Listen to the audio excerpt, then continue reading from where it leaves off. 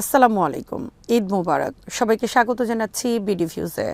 ইরানের সাথে যুক্তরাষ্ট্র ও ইসরায়েলের যুদ্ধের সর্বশেষ পরিস্থিতি নিয়ে আপনাদের সঙ্গে আছি আমি সুরভি দিবা। মধ্যপ্রাচ্যের বাইরে যুক্তরাষ্ট্র তার মিত্রদের সামরিক ঘাঁটিতে হামলা শুরু করেছে ইরান। পর্যটন কেন্দ্র ও অর্থনৈতিক স্থাপনাগুলো এই হামলার টার্গেট হবে বলে জানিয়েছে ইরানের প্রতিরক্ষা মন্ত্রণালয়ের কর্মকর্তারা। ফলে যুদ্ধ নতুন মোড় নিতে যাচ্ছে। একই সাথে ইসরায়েলে হামলা আরও তীব্র করেছে তেহরান। ওয়াল স্ট্রিট জার্নালের খবরে বলা হয়েছে, শনিবার ইরান ভোরে ভারত মহাসাগরে অবস্থিত ডিয়েগো গার্সিয়া সামরিক ঘাঁটিতে দুটি মাঝারি পাল্লার ব্যালিস্টিক ক্ষেপণাস্ত্র নিক্ষেপ করেছে। তেহরান থেকে ৪,০০০ কিলোমিটার দূরের এই ঘাঁটিতে বর্তমানে মার্কিন ও ব্রিটিশ উভয় দেশের সামরিক বাহিনী অবস্থান করছে। তবে এই হামলায় ক্ষয়ক্ষতি হয়েছে কিনা তা নিশ্চিত হওয়া যায়নি। এদিকে বড় ধরনের আক্রমণের আশঙ্কায় ইরাক থেকে ন্যাটোর সব সৈন্য প্রত্যাহার করা হয়েছে। এর মধ্যে বাগদাদের ক্যাম্প ভিক্টোরিতে অবস্থিত মার্কিন কূটনৈতিক স্থাপনার কাছে একটি ড্রোন হামলায় আগুন লেগে যায়। ব্যাপক ক্ষয়ক্ষতি হয়েছে। ইরান সমর্থিত গোষ্ঠীগুলো এই হামলার দায় স্বীকার করেছে। ইরাকের ইসলামী প্রতিরোধ যোদ্ধাদের অভিযানের মুখে ন্যাটোর অন্তর্ভুক্ত ১০০ জন ইতালীয় সৈন্য জর্ডানে চলে গেছে। ন্যাটোর মুখপাত্র অ্যালিসন হার্ট বলেন যে নিরাপত্তাজনিত কারণে জোটটি ইরাকে তাদের উপস্থিতিতে সমন্বয় করবে। তবে এই সাময়িক প্রত্যাহারের পরেও ইরাকের সাথে রাজনৈতিক সংলাপ এবং ব্যবহারিক সহযোগিতা অব্যাহত থাকবে। এদিকে শুক্রবার ডোনাল্ড ট্রাম্প ইরানের বিরুদ্ধে মার্কিন সামরিক প্রচেষ্টায় সমর্থন না দেয়ায় ন্যাটো মিত্রদের তীব্র সমালোচনা করেছেন। তিনি তাদের কাপুরুষ এবং যুক্তরাষ্ট্রকে ছাড়া কাগুজে বাঘ বলে অভিহিত করেছেন। ইসরায়েলের ভেতরে হামলা আরও জোরদার করেছে ইরান। ইরানের রেভলিউশনারি গার্ড কর্পসের মুখপাত্র জানিয়েছেন, খোররাম শাহ 4 এবং কদর মাল্টিহেড মিসাইল দিয়ে হাইফা ও তেল আবিবের 25টি অবস্থান ধ্বংস করা হয়েছে। ড্রোন ইউনিট এই অঞ্চলের বিপুল সংখ্যক মার্কিন ঘাঁটি লক্ষ্য করে হামলা চালিয়েছে। এছাড়া ইরানের নৌবাহিনী আল ধাফরা ঘাঁটিতে হামলা চালিয়ে প্যাট্রিয়ট সিস্টেমের অংশ বিশেষ ধ্বংস করেছে। ইসরায়েলি সামরিক বাহিনী জানিয়েছে তারা আরও এক দফা ইরানি ক্ষেপণাস্ত্র হামলার মধ্যে রয়েছে। শুক্রবার রাত থেকে শনিবার সকাল পর্যন্ত দফায় দফায় ইরানের মিসাইল আঘাত হেনেছে ইসরায়েলে। এতে ব্যাপক ক্ষয়ক্ষতি হয়েছে বলে ধারণা করা হচ্ছে। অধিকৃত পূর্ব জেরুজালেমে ইসরায়েলের আকাশ প্রতিরক্ষা ব্যবস্থার কারণে এক বিপজ্জনক পরিস্থিতি তৈরি হয়েছে। কর্মকর্তারা জানিয়েছেন, আকাশে ধ্বংস করা একটি ক্ষেপণাস্ত্রের টুকরো পবিত্র আল আকসা মসজিদ প্রাঙ্গণের খুব কাছে আছড়ে পড়েছে। ইরানের অব্যাহত মিসাইল হামলার কারণে মাটির নিচে আশ্রয় কেন্দ্রগুলোতে কাটাতে হচ্ছে ইসরায়েলিদের।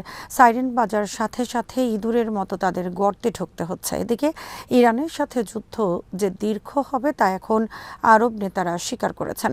মিডল ইস্ট আইকে এক মার্কিন কর্মকর্তা জানিয়েছেন, সংযুক্ত আরব আমিরাতে পররাষ্ট্রমন্ত্রী শেখ আবদুল্লাহ বিন জায়েদ মার্কিন পররাষ্ট্রমন্ত্রী মার্কো রুবিওকে বলেছেন যে এই যুদ্ধ ৯ মাস পর্যন্ত স্থায়ী হতে পারে এবং এর জন্য সংযুক্ত আরব আমিরাত প্রস্তুত। গতরাতে দুবাইয়ে কয়েকটি স্থাপনা লক্ষ্য করে ড্রোন হামলা চালিয়েছে ইরান। অব্যাহত হামলায় সংযুক্ত আরব আমিরাতের ব্যবসা বাণিজ্য স্থবির হয়ে পড়েছে। সৌদি আরব তায়েফে কিং ফাহাদ বিমান ঘাঁটি ইরানে হামলার জন্য ব্যবহারের অনুমতি দিয়েছে। ধারণা করা হচ্ছে এর ফলে সৌদি আরবে হামলা আরও বাড়তে পারে। আজ সকালে সৌদি আরবের কয়েকটি তেল ক্ষেত্র লক্ষ্য করে ড্রোন হামলা হয়েছে। সৌদি আরবের প্রতিরক্ষা মন্ত্রণালয় শনিবার ভোরে জানিয়েছে তারা মাত্র কয়েক ঘন্টার মধ্যে পূর্বাঞ্চলে 20টি ড্রোন ভূপাতিত করেছে। এই অঞ্চলটি দেশটির কম ঘনবসতিপূর্ণ এলাকা হলেও ইরানের কাছাকাছি। এখানে বেশ কিছু গুরুত্বপূর্ণ তেল স্থাপনা রয়েছে। ইরানের সঙ্গে যুক্তরাষ্ট্র ও ইসরায়েলের চলমান যুদ্ধের কারণে বিশ্বজুড়ে তেলের সরবরাহ বাধাগ্রস্ত হচ্ছে এবং দামের ক্ষেত্রে বড় ধাক্কা লেগেছে।